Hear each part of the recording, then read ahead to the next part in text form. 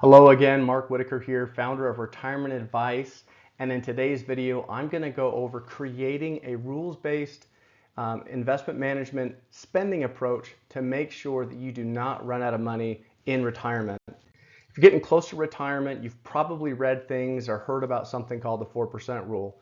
And this is based on research done by a gentleman back in the early 1990s, Bill Bengen. And what he was trying to figure out was how much somebody could take out of their retirement portfolio, assuming a diversified portfolio, and not run out of money for at least 30 years. And based on that research that he did and the data set, the market data that he had, and based on different kind of asset allocations for a portfolio, that percentage was about 4%.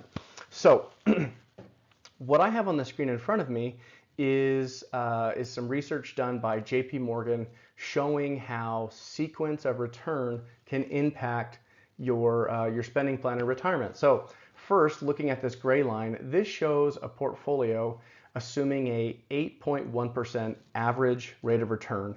And if we were spending 4% initial withdrawal and taking out a little bit extra year, adjusting for inflation, you can see that this portfolio lasts a really long time. It's going to work out. Now, looking at this green line, this is based off of actual market returns for a diversified balanced portfolio between 1966 and 2000. And you can see that even though the average return was 9.5% per year, the portfolio runs out of money quite a bit sooner. This is all because of the sequence of return. Do you have good investment returns at the beginning, the middle, or the end of your portfolio? And in the case where you have really poor returns at the beginning of your retirement, it can significantly impact, it can really hurt your spending plan over retirement. So how do you deal with this? There's something called creating a dynamic spending approach. And simply put, this is a rules-based approach that gives you some guardrails to say when you need to make adjustments to your spending.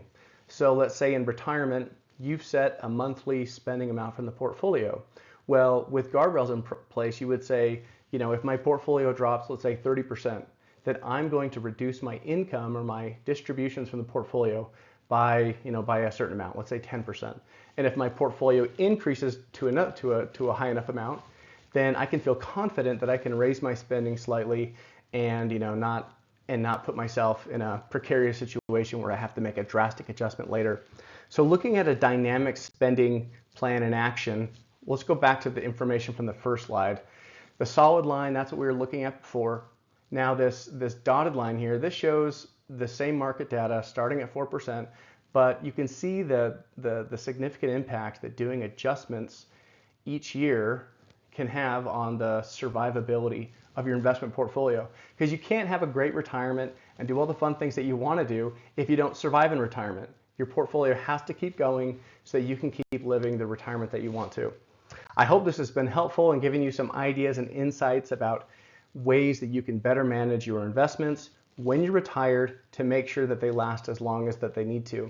Well, that's all from me today, and I hope you have a great day, and we'll see you again soon.